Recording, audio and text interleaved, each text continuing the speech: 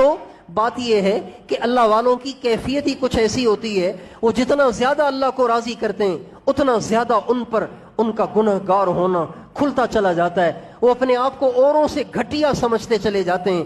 کبھی بھی اللہ والا متکبر نہیں ہوتا، کبھی بھی اللہ والا اپنے آپ کو اوروں سے اچھا نہیں سمجھتا۔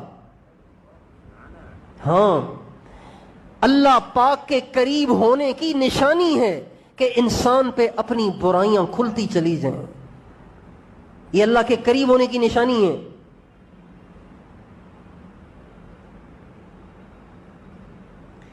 جیسے ایک آدمی لاہور جا رہا ہے، اب اس کی نشانی کیا ہے؟ گاڑی میں بیٹھ گیا، اب گاڑی پتہ نہیں کہاں جا رہی ہے، نشانی کیا ہے؟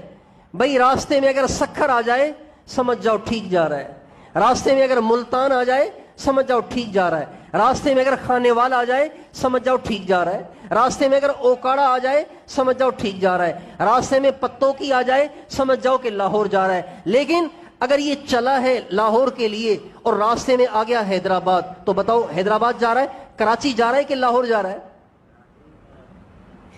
اللہ پاک کے قریب ہونے کی نشانی ہے کہ اپنا آپ کچھ نہ ہونا کھلتا چلا جائے، اپنی کمیاں اور کوتاہیاں منکشف ہوتی چلی جائیں، اپنا گنہگار ہونا، اپنے گنہگار ہونے کا یقین بڑھتا چلا جائے، یہ اللہ کے قریب ہونے کی نشانی ہے۔ اور اللہ پاک سے دور ہونے کی نشانی کیا ہے؟ اللہ سے دور ہونے کی نشانی کیا ہے؟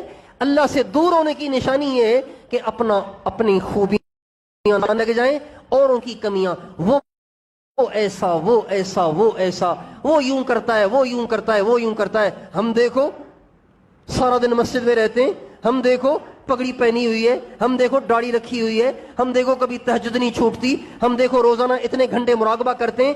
جس پہ یہ چیزیں کھلتی چلی جائیں سمجھ جائیں کہ یہ راستے سے بھٹک کر شیطان کے راستے پہ چل پڑا ہے۔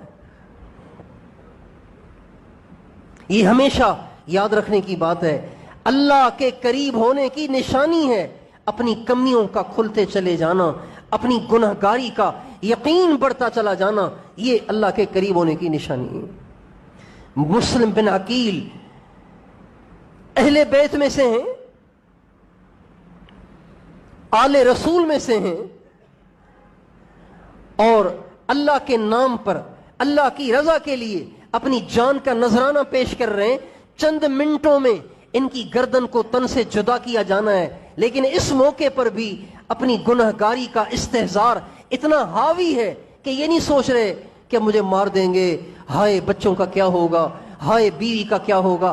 اب بھی ان کو فکر لگی ہوئی ہے، تو یہ فکر لگی ہوئی ہے کہ اللہ راضی ہو جائے، گناہوں کی معافی مل جائے۔ یہ اہل حق کی نشانیاں ہیں، اہل حق کی نشانی ہے۔ یہ جو لوگ بڑے بڑے دعوے کرتے ہیں نا، یہ سب خطرے میں ہیں۔